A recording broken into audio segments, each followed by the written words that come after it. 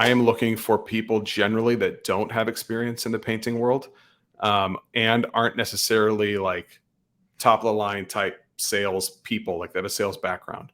There's a couple of reasons for that.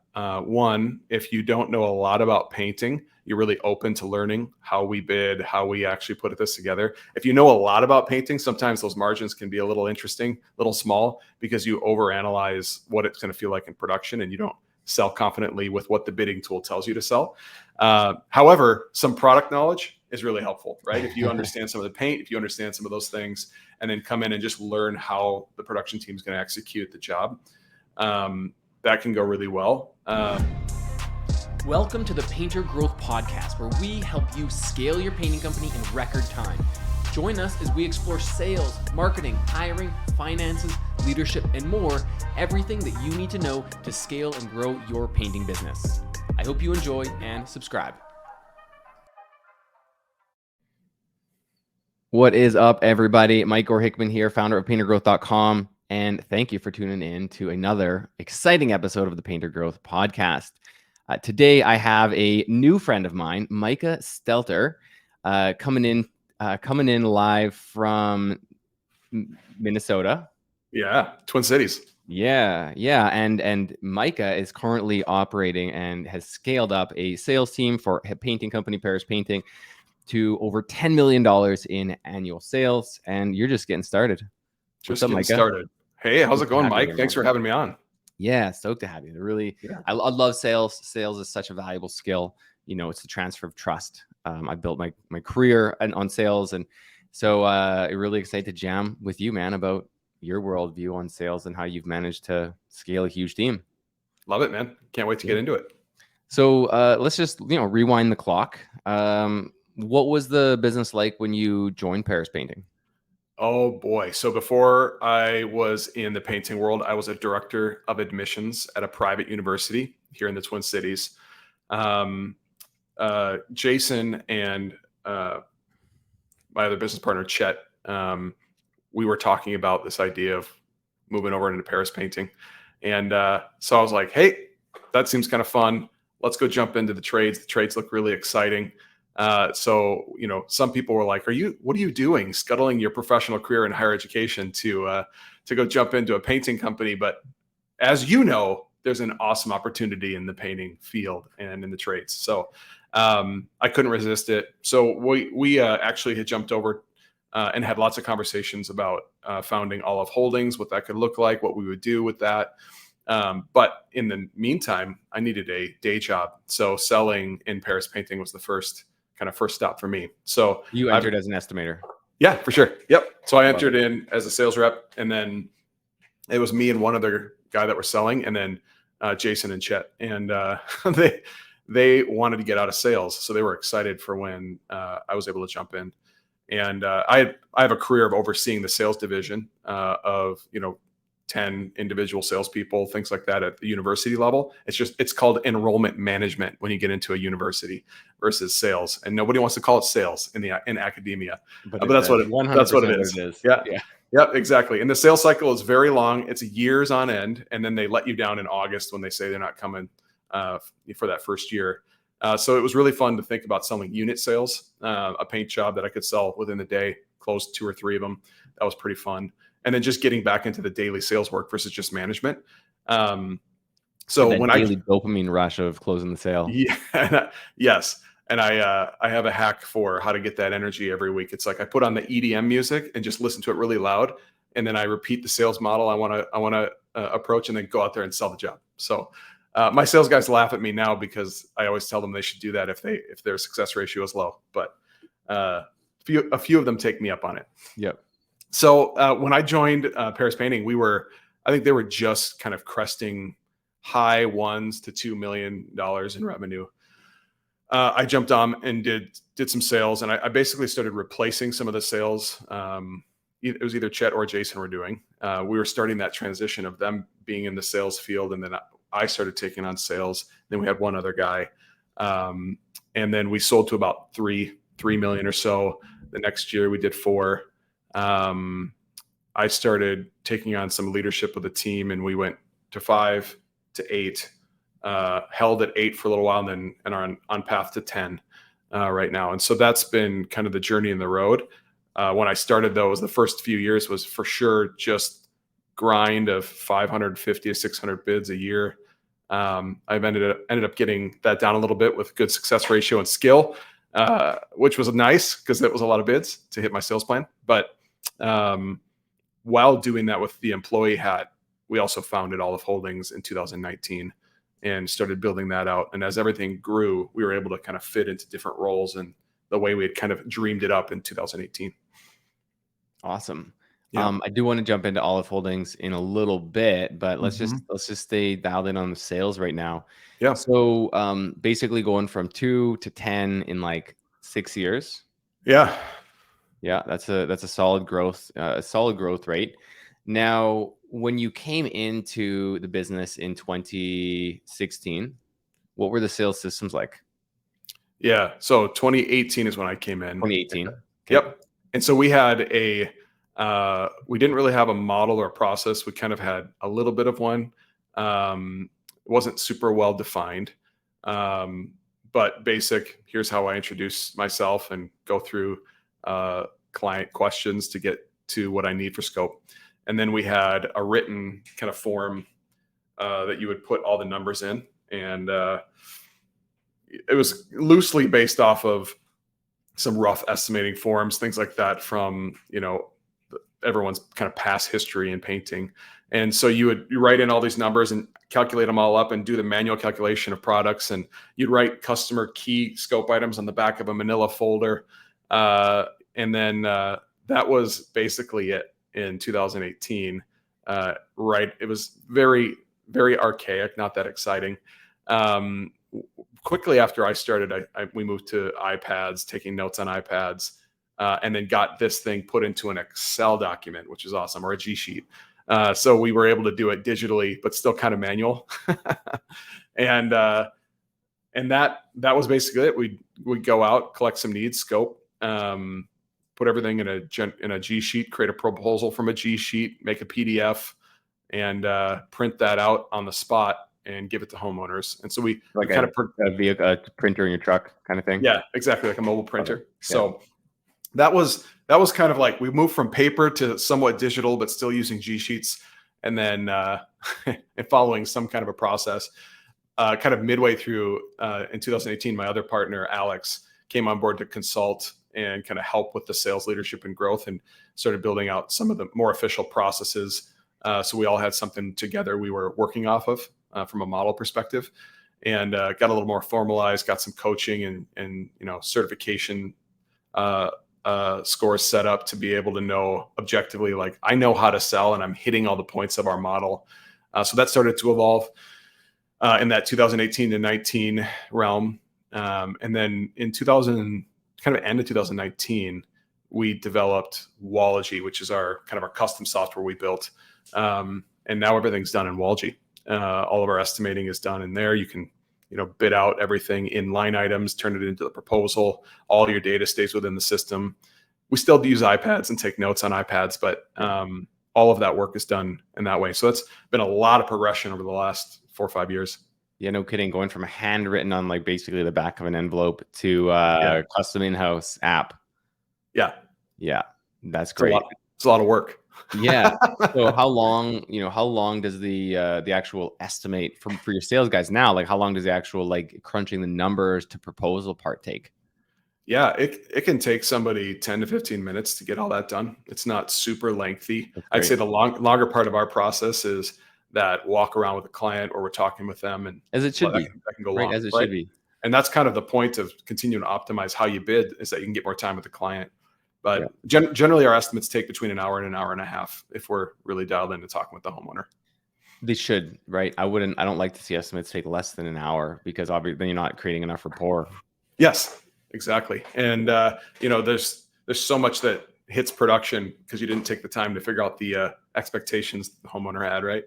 Yeah. And so it's been a good evolution of process to have it all be in one tool versus having to scale through a lot of different random G sheets and printed documents, things like that. For sure. So that kind of nails the logistics side of it. So you joined the team 2018. You did sales, then you became sales manager. You guys founded Aleph Holdings, and then what was the process like from going from estimator to sales manager?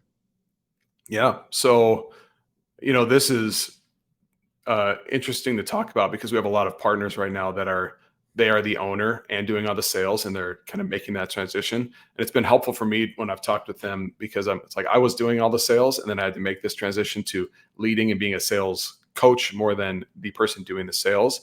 And I would say right off the bat, the business had to make enough money to actually afford me as a pure manager.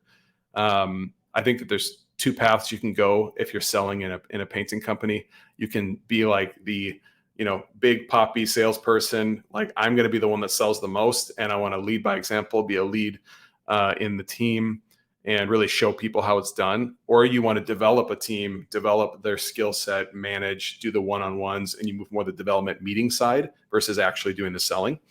Two paths there, and for me, developing the team is my skill set. And so, I had, after I left my career in higher education, I went backward and went back to a sales rep, and then had to get back to what I was used to. And it took a couple of years of leading and developing. But that process of going from player to player coach to peer coach is a tricky one of knowing when it can happen. It's really about when the business can afford that, and it can make sense, obviously, to be a pure manager versus doing some sales and managing is all about, do I need to get more of my compensation of what I need for my family from some sales and then management, kind of in that crucial 2 to 4 million switch off, right? In that range, depending on the growth plan of the business. So now, it was, go ahead. Now that you're hiring sales reps, what are some of the key traits that you look for in a good rep? Is it like they need to understand the painting industry, or is it more hire for character, teach the skill? Yeah, it's a great question. I would say I am looking for people generally that don't have experience in the painting world, and aren't necessarily like top of the line type sales people, like they have a sales background. There's a couple of reasons for that. One, if you don't know a lot about painting, you're really open to learning how we bid, how we actually put this together. If you know a lot about painting, sometimes those margins can be a little interesting, a little small, because you overanalyze what it's going to feel like in production, and you don't sell confidently with what the bidding tool tells you to sell. However, some product knowledge is really helpful, right? If you understand some of the paint, if you understand some of those things, and then come in and just learn how the production team is going to execute the job, that can go really well. I have a mix on my team of people who have experience in painting, have been production managers, and then I have people, but a majority have no idea. Like they probably still haven't painted a house, right? Yeah. They've watched it over our Slack channels when we're producing jobs. For sure.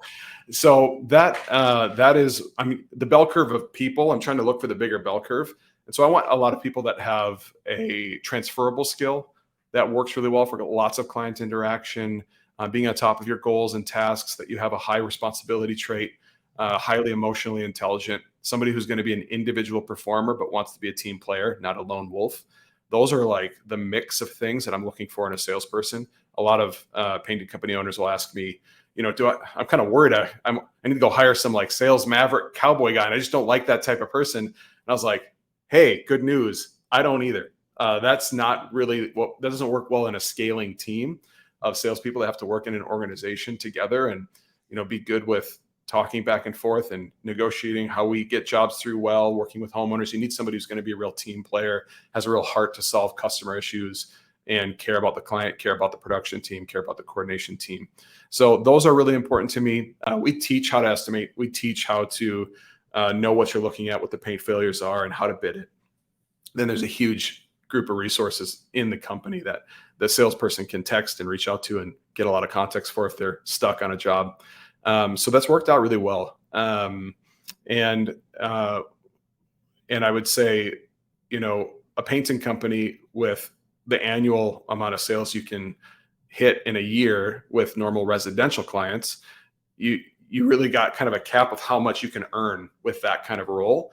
And I would say, it's a great living, what you can earn in this kind of role, but it is different than somebody who's trying to make multiple 6 digits, every year by just going out and closing software deals or something like that. So finding somebody who comes from some sales background, but not like high elite sales background, is always a focus, along with those other personality traits. So what could you expect one estimator to close in a year? A fairly Our, well-performing estimator. somebody who's been trained and starts kind of new for a full year with you, I would expect to do 1.5. In the first year? Yeah, not the first year necessarily, but the first full year. Okay. So if you start in like March or May, I think like a $1 million is kind of where I would put you. And it's probably somewhere between 800 and $1 million, depending on how much learning gap there is. And then as you move into a full year, I'm looking at kind of a 1.5. And our best sales reps have done 2.4. It's just really a mix of if they start adding that commercial. So that's kind of the highest. If you start selling under $1 million in a year, the model tends to break, depending on how you got that business. If it was all self-generated. How many estimates a week are they typically doing? Well, we're seasonal in Minnesota, so there's kind of a bell curve. I would say we ramp into a pretty consistent 18 estimates a week in the busy season per salesperson. Some will do 20, and we have the volume, like we usually have that volume to do that. And then it kind of scales down to, I'd say right now they're 10 to 12 bids a week from marketing, and then they're driving some of their own business, about 2 to 3 estimates a week from their own activities. So just real quick napkin math, about a 40% sales rate, $4,500 average job size, you're looking at 1.6 million. Yeah, 18 estimates a year. Yep, and I would say our average job size was 7,000 last year. Wow, for residential. awesome. This year it's like 6,500, and so it's taken a drop with a softer market. But yeah, I think that's a lot of ways to do that math depending on who you got. And we can get into this later. We have a sliding scale on compensation. Everyone gets paid a little different, but it's all built kind of on the business metrics of what makes somebody successful with the performance they bring in. So how does, if you don't mind me asking, what's that sliding scale look like? How do you structure compensation for sales reps? Yeah, so compensation is always tricky in sales. I've heard do it on revenue. I've heard do it on just margin. I've heard just here's your comp plan and just do a good job every week. What I have liked and have used over the last few years is building it on this idea of cost on margin. So what's the margin coming into the business, and what is the sales and marketing cost on that margin? Having a calculator to set up for a potential sales rep, so they can kind of map out what do they think they're going to sell, what are they going to ask the business to buy for their leads, and so what is the margin percentage? If they're new, this is pretty highly directive. It's like, here's what you can expect reasonably. This is what I would expect you have to for sure do, and what I think you can do based on who you are as a person. In year 2 and year 3, our sales reps build this plan themselves. And they kind of get the building blocks of it, and they present, here's what I'd like to make, and here's what I'm going to do for that money. So there's some entrepreneurial aspect to it, where we, instead of kind of handing, here's your comp plan for the year, accept it or be upset about it. It's really based on, what do you think you can produce this year, and how do you want to take the business elements and make it work?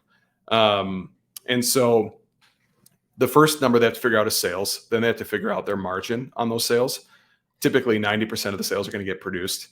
And then once they figure out the margin, then we do 25% on that margin that would get produced. So not sold, but produced. It's when the business starts making money. And that's always kind of probably the key thing, is incentivize everyone when the business starts making money, versus revenue is fake. It's not always real. You get a lot of people that revert, don't want to move forward.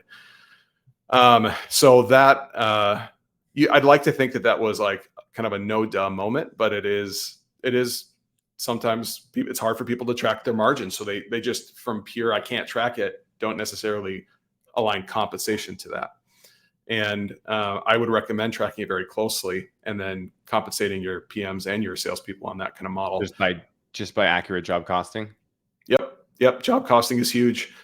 Keeping track of that, making sure you know your percentage on each job. You're figuring out your root issues if your job is below margin, and solving those every single month. You should know your margin of produced work up through each month.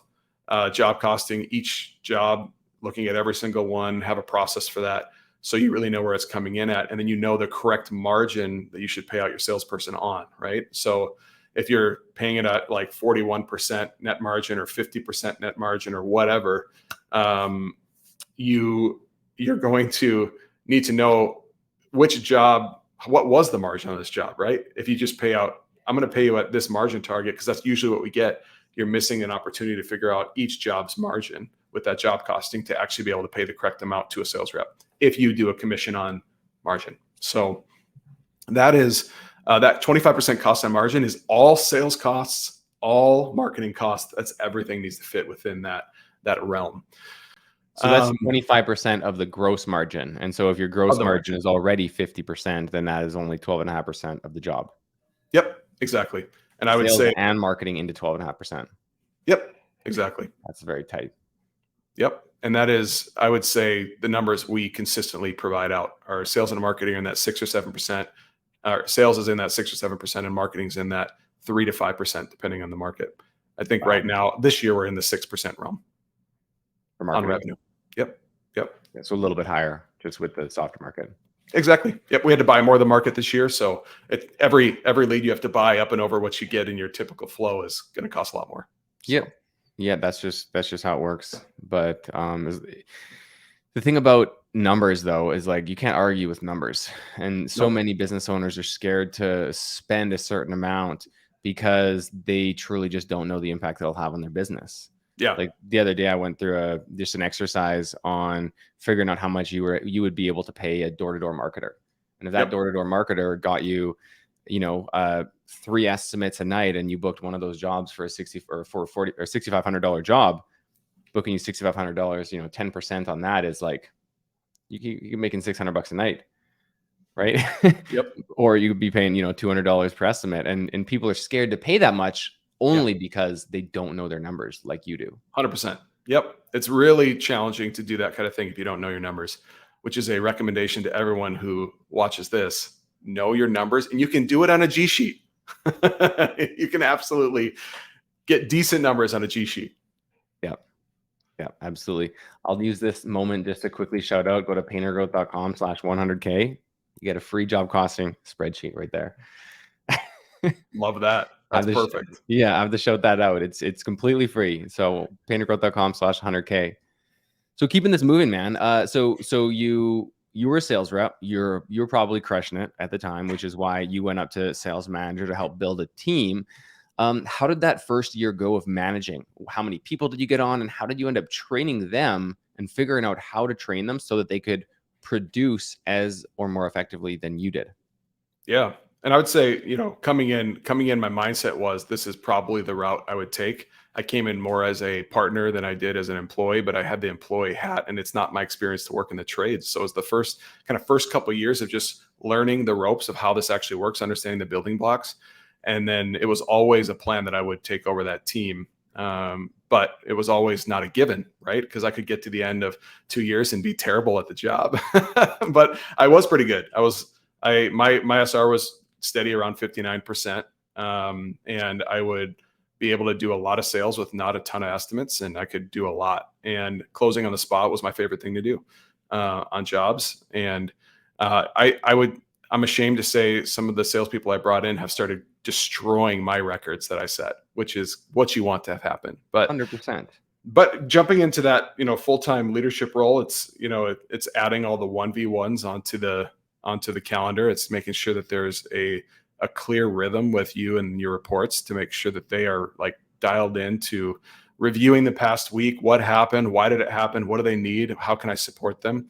Really trying to figure out the root issues, and then kind of plotting that course of what kind of focus and input do you need from me to come out in the field with you this next week, to make sure that you overcome these things that you might not have the confidence in, or you might not be able to see by yourself. So that really, I shifted from bid to bid to bid to having meetings and getting out on other people's bids. And then sometimes having them early on come out to my estimates so they could see how I was doing it as well. Good old buddy estimate. Yeah, the old buddy estimate. And honestly, a buddy estimate's always good, but to do it with a coaching model and a process is even better. And so when you kind of set a framework of here's the model for our sales process, And a lot of people have a process. It might not be defined. It might just be what they always do. But you got to define what's a process that works. And then once you do that, you can coach within that process and the model on those kind of hard skills of what should happen in this process to get a consistent result. Our process, if you follow it, should get you, 35% of the bids you do in the week, you should be able to sell on the spot or in the same week that you bid them pretty consistently.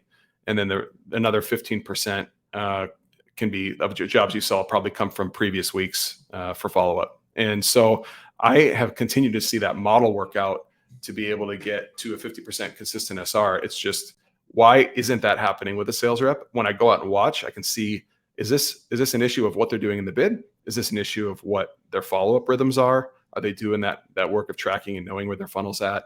And so, my role really started to move to that kind of work of every week looking at the team and figuring out what are the root issues to our performance, get the top 3 to 5 priorities of who I'm with and what I'm working on with them, and then execute in the field. That's been a huge reason I think that I've had zero loss of any of my sales reps I've hired from them quitting or wanting to move on. And so that's been awesome. I have had to let a couple go in the past due to performance. Well, after that comes from just ensuring that, making sure your team's happy and making sure your team succeeds, because it's that manager or business owner's responsibility to make sure that their team succeeds, not the other way around. 100%. And you're really there for them. And it's really important to get into that mindset of, I'm here to help you succeed, because if you succeed, I succeed. And it's really expensive to have to replace you and train up somebody new, right? Yeah. And so I just, I care a ton about my team. I care a ton about who they are, what their dreams are, where they're trying to go. And then I care a lot about their own, let me teach you what I know to help you succeed in this role. And I'm going to come out with you, spend times with you to understand what is holding you back, because it's hard for you to see sometimes when you're in the grind, right? When you're in the weeds. And so that has been probably my favorite part of the role, has been just the side-by-side, sitting in the vehicle with a sales rep, helping them just map out the next step to try and close the job. And really, I'm having fun now developing some of the sales reps that I think are going to continue to develop to be more coaches for my team as it's scaling and growing, to really help elevate some of the salespeople in a similar way that I did. And then you have this culture of coaching and support, which is really fun. And there's more to culture that I could talk to as well. That's really important with anybody in a company in general. But one of the things I did with the salespeople is I realized when you're out there on your own in a bid, it's really isolating all day when you're out from estimate to estimate to estimate.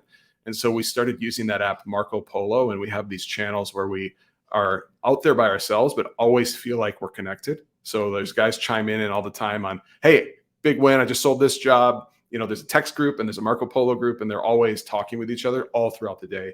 And so it almost feels like you're always around your team, even if you're by yourself. I love that. So that's been I just remember doing estimates, by myself, sitting on like the random residential street corner, or, eating my, down there might be Dunkin' Donut sandwich. Up here, it's Tim Hortons sandwich. Yeah. Just like waiting your next 15 minutes till the next appointment starts, just completely isolated. So having that type of connection is so important. Just provides a different energy. And I think if you're an owner that doesn't have any salespeople yet, but you have a few people in the office, it's like, get them in the Marco Polo group, start the culture now. If you get your first salesperson, it's you and that salesperson. You can still have that culture of immediate, I got an issue and I can log it in a video. I just have found stuff like that to be such a fun hack to have connectivity and fun, and you can share the down moments, the high moments, everything in between. When you bring culture into a business and like truly make a fun place to work, money becomes, not unimportant, but it becomes less important. Yeah. Yep. It does. And it's like, sometimes we just get stuck in the numbers, and you have to like go, hold on, guys. Hey, let's just pull you out of that. You're a good dude. You're a good gal. Like, you guys are awesome. Let's get back and focused on what's the issue here. And what you're making it too big in your head. You're worried about your job. You try and clear all that away and come back to a relationship and in a problem solving mindset of, let's just plot a course over the next 2 to 3 weeks, pull you out of that and get you into a better place. And I think for all of our people, they see that I know that the way that you make money is by having success in your results, right? That's how you make money. That's how I make money. That's how everyone makes money. That being said, I can't just go straight to delegation with this. I can't just go do. I want to come alongside and be able to have the relationship in the vehicle, have those awkward moments with homeowners where I help them kind of overcome something that happens, or just be out there and actually see what's really happening. What is our market really saying? What is the real challenge, right? And I would just say it's great for me. I have 8 in our painting side. I have 2 in our roofing side, and all of those teams, I know where they're at. I know exactly what's going on. I know what they see because I'm out with them every single week, and it helps me as a leader to not be disconnected from that. And really understand kind of what does our sales team need? Where's our market at? Because I'm on the ground level. And so it's been great to be able to have that level of culture in what we're doing. And as we've scaled and grown, it's been fun to watch our sales team that have been with us kind of the longer side. They're now building and adding that culture, and they're like, they've learned it, and they are fostering that with all the new sales reps. And you can see them supporting and bringing them alongside. Come with me. I want you to watch what I do. And so it's starting to work within itself, and it's very uplifting and life-giving, I would say. So you have 8 sales reps right now. Mm-hmm. Incredible team. Let's talk about that process of finding and onboarding the first one. Yep. Right. Because we want to make this actionable for the painter trying to bring on their first sales rep. Because as you know, like bringing on a sales rep in your business is like one of the most freeing things that you can possibly do. It will free up so much time, and have someone else driving revenue for your company is like, it's like literally life changing. Yes. So what types of recruiting strategies have you done? And what types of personalities have you found to be most successful? Yep. It's a great question. I have done the Indeed post. I've done the frantic LinkedIn post of trying to find names of different people. Apps like Indeed are great for a lot of candidate volume, a lot of applications. I haven't had a ton of success with those kind of apps getting that final candidate that's going to last a long time. The best and continually best strategy that I have not run out of runway yet is the first tier, second tier networks of people that you know. And so to really work a network of people within the company, a network of people that work in the roles currently in the company, whether it's sales or not, trying to get that 3 to 5 people or names going from each person, generate a list of 20. In terms of success ratio talk, it's like I'm sometimes 80 to 100% on my lead for a role sometimes, because I get a great referral. That person understands our company. They understand me. They understand they wouldn't refer somebody if they didn't think they were a good fit. And it just pulls a lot of that chaos of interviews and, introductory calls to figure out if they'd be a good fit, screening, all that kind of stuff. Pulls a lot of that. The sales pipeline shifts from selling jobs to recruiting sales reps. Oh, very much so. Yeah. Yep. Recruiting is some of the craziest sales you'll ever get into as you scale a business. 100%. Yeah. Absolutely. Yeah. And you have to sell them every year. So marketing, so recruiting a sales rep who is in your network. Like I said, what types of personalities do you look for? Is it like a younger person, an older person? You said earlier that it wasn't necessarily someone who knew painting, but maybe a little bit of product knowledge. Like when we start talk about personality traits, what are you looking for? Yep. So in my company, there's 2 personality types that really ring true. There's the Mike type, and then there's the Cam type. Mike is my sales manager. He's the lead salesperson. He's just a sweaty dude. He's just like, he just wants to get out and get it done. He wants to make the deal happen. He's just like, you'll talk to Mike. He's like, well, today I went out and I picked up a can from the homeowner here, and then I was on the roof over there and I was picking up a stick, and then I went over here and I responded to like 10 emails I got that of homeowners that wanted to move forward. And he's just like boom, boom, boom, boom, boom, high energy, high output, really goal accountable. Has some sales background. He came from a staffing agency. So he had a lot of experience kind of communicating B2B, B2C. And so he's got a little bit more of that sales background, but I got him in the stream of his professional career where the compensation and the work made a ton of sense for what it would be like moving into a painting company. And that is, I would say he is highly motivated, high energy, will grind to, it's like for Mike, I'm going to work till the job is done. It's like a farmer mentality of, if it's not done, well, it needs to get done. It doesn't matter how long it takes to get there. He doesn't clock out per se. So there's that kind of personality type of a person. And if you see that high energy, you see that high commitment, high responsibility, but a really great person who wants to contribute to the team and wants them to do better. Those are great, and a little bit more traditional of a sales type person, but you catch them in the stream of their career where it makes a ton of sense. They're not looking to go do $500,000 a year, in a certain sales volume. You don't necessarily expect them to be in the painting company for the rest of their career, but you want to, from a compensation model perspective, I would say generally our sales reps make in the $80,000 to $150,000 range.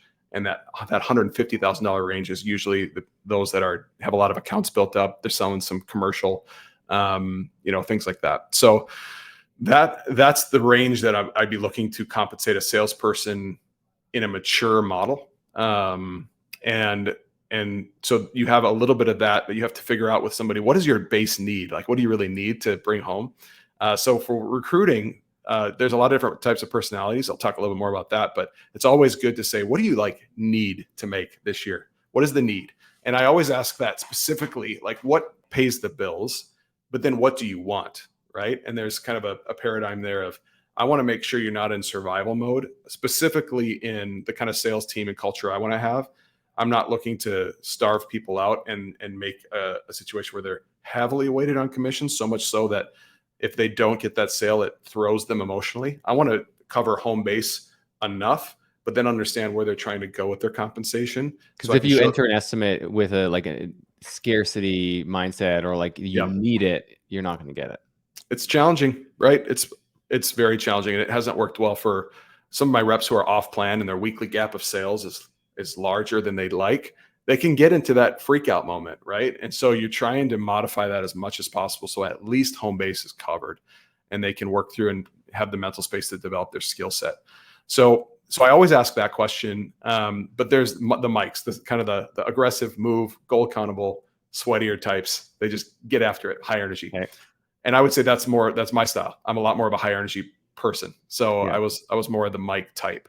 And then you have the Cam type, calm, cool, collected, has some product knowledge, because he came from a partner in crime, Sharon Williams. And so he had some of that knowledge of products. He'd worked in some of the corporate world, but he's going to be calm, cool, collected, good emotional intelligence, cares a lot about clients, cares about solving their problems. He's not high energy. He's not gonna be like, ooh, he's gonna do his golf league on Wednesday. Yeah. And he's gonna do what he needs to do, though. He's gonna have a lot of commitment to his goal, but it's gonna be less energy. Maybe spending a bit longer with every homeowner. Yep. Maybe spending a little bit longer with every homeowner, not more relationally focused versus how do I get the deal done strategically right now?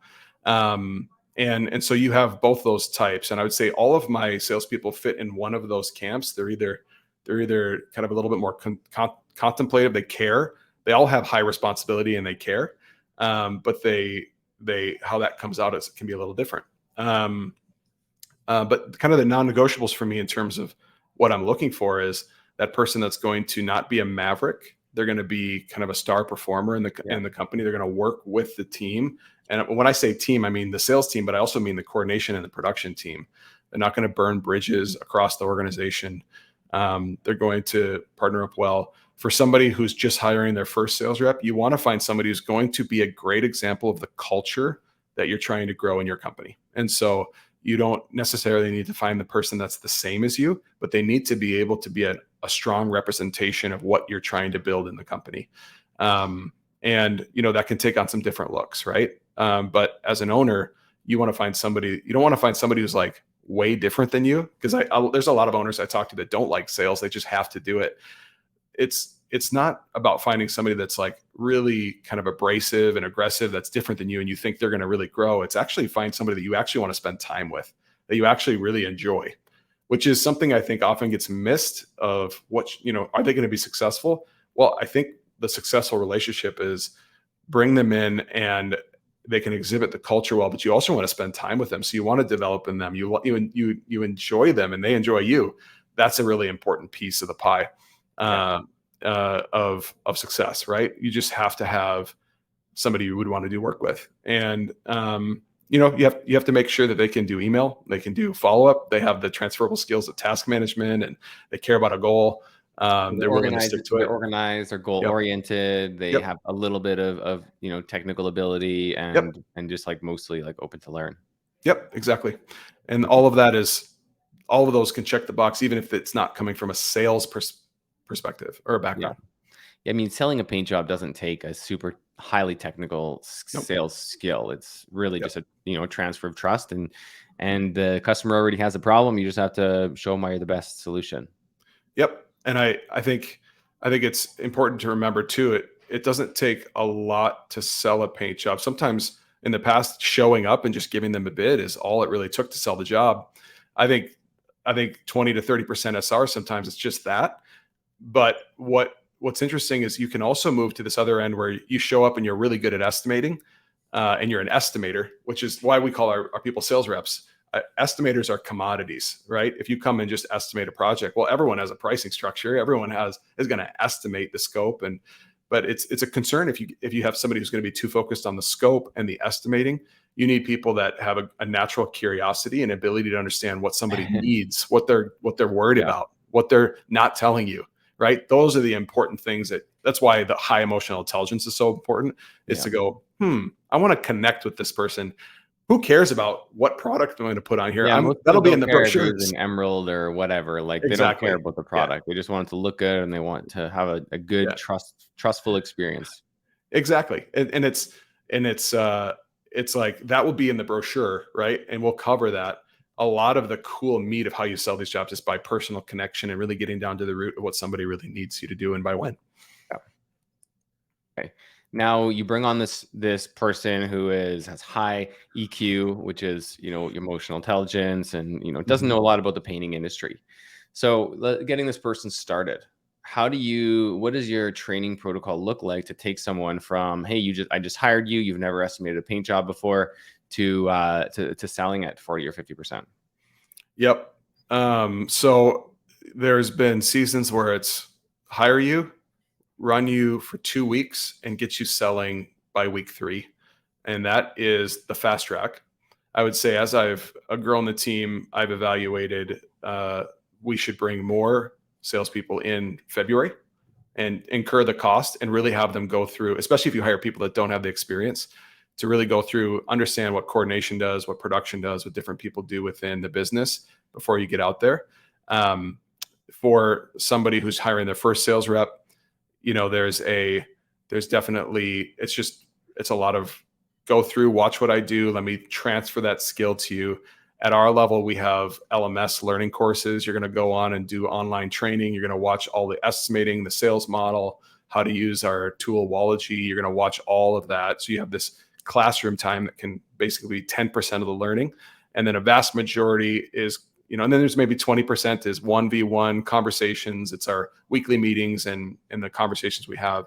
But then the remaining percentage of that training is going to be just out in the field, watching, kind of doing iterative learning as you go from bid to bid to bid. Okay, you just learned this. Now, why don't you try it on the next one? You try it. I'm going to give you some feedback. You did great. Here's the next thing to work on. Great. Yep. They do it. Now they continue. And that is a lot of that first 2 weeks, is trying to get somewhere between 10 bids a week to 15 bids a week in your calendar, watching the other salespeople do what they do. And then you start moving to trying a little bit as you have somebody out there shadowing you. And then progressively you get to where you get kicked out of the nest, and it's like, all right, good luck. Now you have to go do it. And then you kind of swoop back midweek. They go do their first couple days of bids. Maybe you make it 4 bids they have to do in 2 days. So it's a pretty light schedule. Just pick them back up on Wednesday and go, well, was that scary? How was it? And usually there's a lot of confidence there. It's like, oh, that wasn't as bad as I thought. And then they hit the house that's way too big and out of their sphere of know-how, and they freak out. That's why they have a Slack chat in the community. Right exactly. There. That's why they got the community. So you can be like, I've never bid this before. And what's nice is the sales reps on the team, they'll drive out and go assist sometimes too, if they have the ability. But but then you come back and pick them up in the training and go through another day of estimates. But so it's like highly watch. And that's online. It's in 1v1s and it's out in the field. And then it moves to now you do and we watch. And then it's you do for a few days. And then I come out and watch for a day. And then it's now you do. And I kind of keep a rhythm from there. That's pretty much like the standard path of how to delegate a responsibility, right? Like first Yep. off, like watch me do it. And then I'm going to watch you do it. Super high direction. Here's what you need to do. Then fly your little birdie wings for a little bit on your own. And then we'll review after that. Yep. Yeah. So how about the skill of actually, because a lot of painting contractors get caught up on, oh, they're not going to know how to bid. Right? Yeah. So how about the actual skill of quoting a paint job? Do you have does your software do that pretty effectively? Yep. So I would say within our realm, they're going to learn how it's a see it, input it is kind of our model. And so they're going to typically pace or measure exteriors and interiors. There's counts, there's linear footage, the square footage. So you do the estimating guide and the course to understand really the framework of what the measurement of something is, how to calculate it, and then where to put that in the system. And so that first course is just helping them understand anatomy of how you do that. And then when they're out there, there's two processes I always coach on, and eventually I stopped coaching on one of them because it's not really needed, which is it's the sales model, getting the root needs and scope of a homeowner, and then the second one is estimating, right? And so in those first few weeks of a new salesperson, I'm usually it's trying to get them within 5% of somebody who knows what they're doing and kind of test out. And so we will have them shadow bid it out while the other sales rep bids it, or I bid it, and then compare. Make your price within like 5 or 10%. Exactly. Yep. Within 5% is typically how we say you did it, you got there. And then watching that, doing some bid reviews as well. Once they kind of get their feet on can't afford to create their own in-house software, right? And nor should they. Have you seen that new production rates on drip jobs? I haven't seen that one. Okay. I've seen a few that are out there. But I would say Rocket or whether you're using one of those tools or you're using somebody's production rates worksheet. That's how we started, right? We had a G sheet that kind of summed up how to get this to hours and get this to materials and labor. And there's some simple functions there. Those are all great options. I think the biggest thing would be have a system in place before you hire your first person. Know how you're going to have them bid it, because you can't, you just won't be able to scale if you have a model that is based on experience.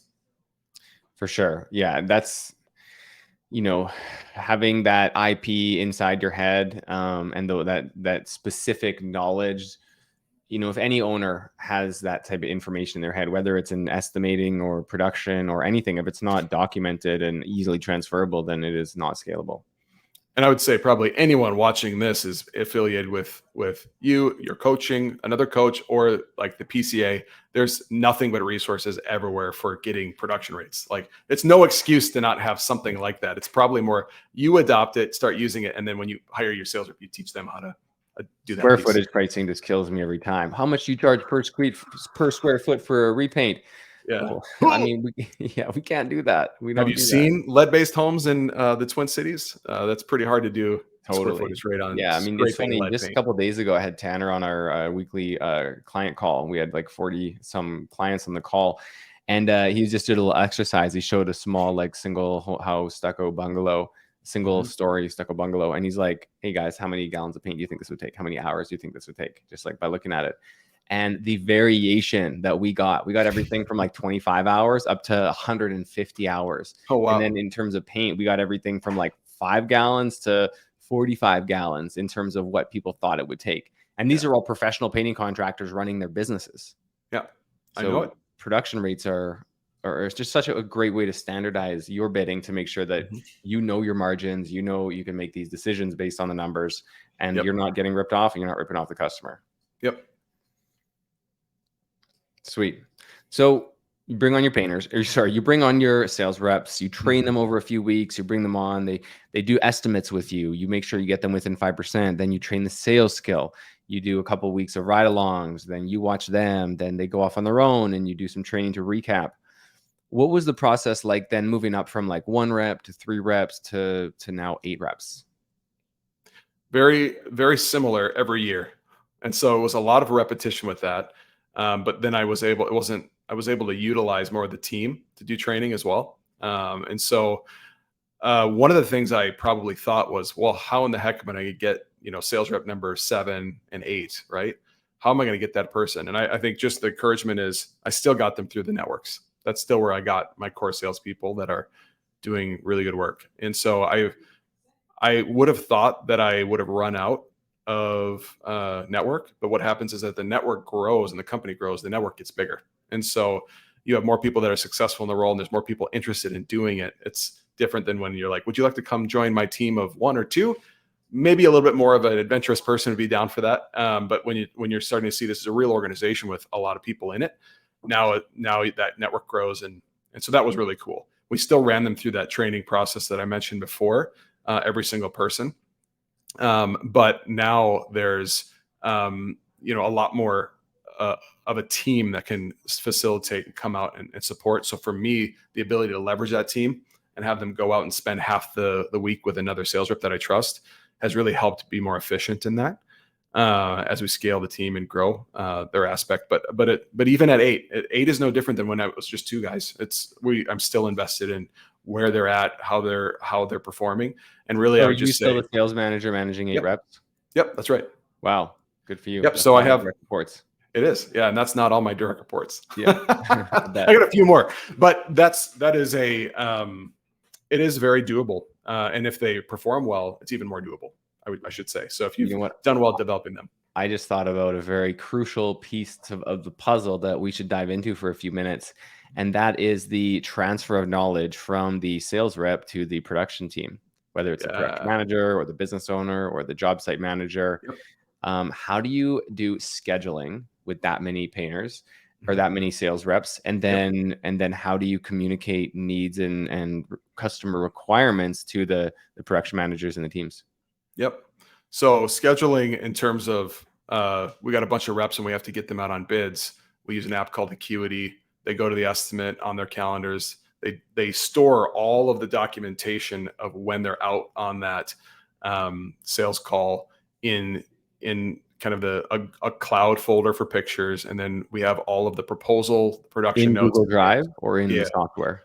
Yep. We have both. There's both places for that. So our team is getting all the photos, capturing all that context. They're writing on photos digitally to try and create more context. So we train on how to be as clear as possible. Kind of think about it like a game of telephone.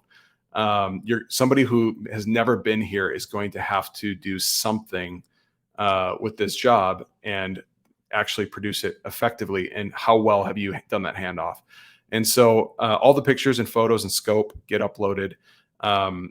Then the proposal is line itemed out with all the scope, but then there's a place for notes. And also we have internal notes on every job for our production team as well. So the sales rep can be able to take that more proactive approach of, hey, just be prepared for this versus putting everyone in a reactive situation.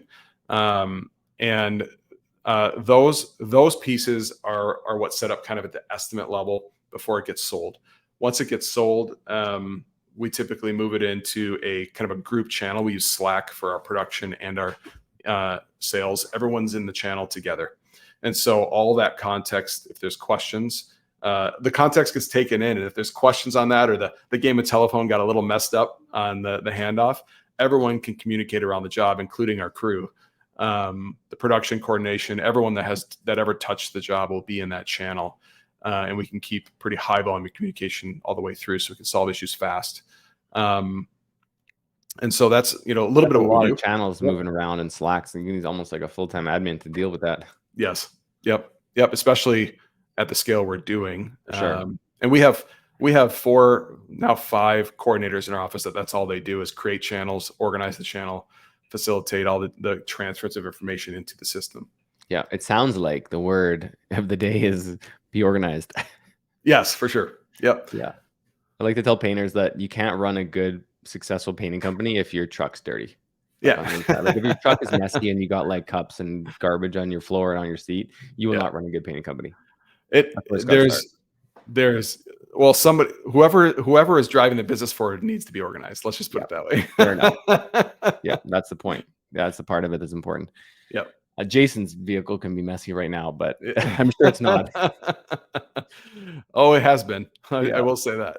But he wasn't. Yeah. Luckily, he wasn't running it at that point. Yeah, exactly. He was just trail running. Yeah, for sure. He's in Alaska climbing a peak. Amazing. So, I mean, that's pretty aspirational for, for anyone running any type of company, is to get to that type of position. Mhm. So we transfer the knowledge. We keep detailed notes. The sales rep takes notes on their iPad, I Yep. presume, just to Yep. avoid that single transfer from paper to iPad. Like the fewer transfer points, the fewer spots for human error, the better. Yep. You keep it organized in Slack and Google Drive, separate folders for each bid, and then do you change folders once they're won? Yeah, we only keep like pictures, context, because Google Drive has a pretty good. I like apps like Company Cam. They're very similar, just wherever you can store all the images so it doesn't hit your phone. But all of the context of the job lives in our ERP, so Wology. So all of the customer information, the notes on what happened, everything goes into that tool. Photos are the only thing that sit outside of that. Are you Just guys because planning on it's the way scaling you upload. Wology as a product? For right now, we use it for our partner companies. Yeah. Yeah. So all of our partners use Wology. We use it together because it's the way to get the best view of kind of what we need to, the data we need to be able to run the company effectively together. So everyone uses that. We don't have plans right now to go to market with Wology. Fair enough. I mean, I just had to ask because that sounds Yeah. like that could be helpful for a lot of people. Yeah, for sure. Okay. So then all of the information is stored in your various softwares and Slack. You're communicating about it, and then it comes time for the painters to get started. So when a painter starts a job that a sales rep sold, do you have a job kickoff? Does the painter have to read the dossier before the job starts?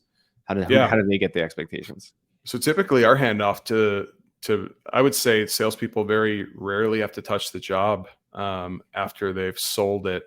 They get brought back in if there's issues, right? And so if there isn't issues, which is what I try to train the salespeople in, is how to create enough context so that somebody can take it and produce it, and you're out selling. You're not getting back involved in the job.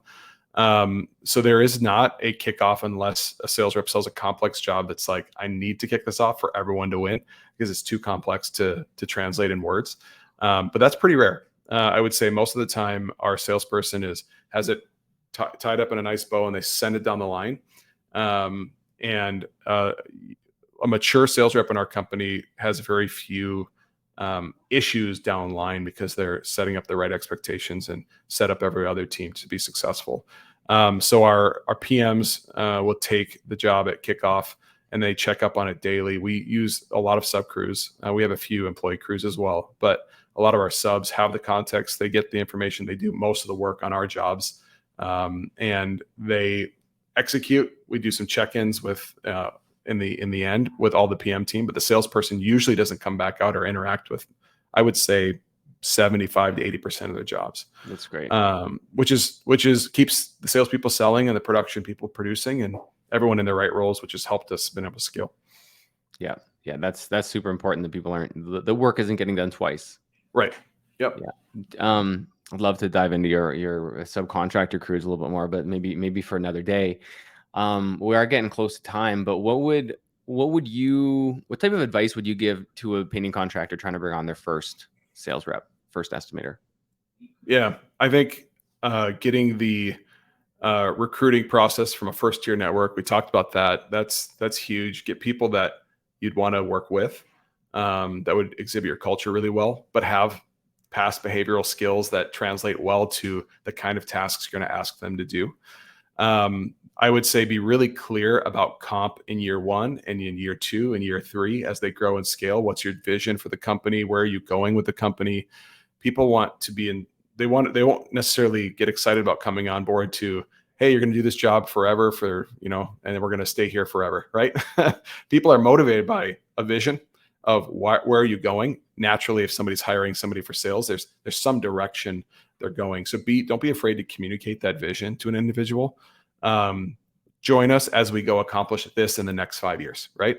That matters a ton in the recruiting process. And as you bring somebody on, really frames in why somebody would be excited to put their time and energy into your business. And then Hard to have that vision if it's just like you and a couple of painters, though. It doesn't feel like a true company when you're just, selling a few jobs and you got a couple of guys working for you. Yeah, and I think the most successful companies that have grown always had a vision of where do I want to go. Mm-hmm. And so if you don't have one, I don't know if you're going that far. So you might just be yourself and a couple of painters, but if you have a vision, if you create a plan of where you want to be, even if it's like your vision, I would say Paris Painting's vision, it was pretty small at first. It wasn't like that exciting. It was like, wouldn't it be great if we could be a $5 million painting company someday? And have some other people doing sales.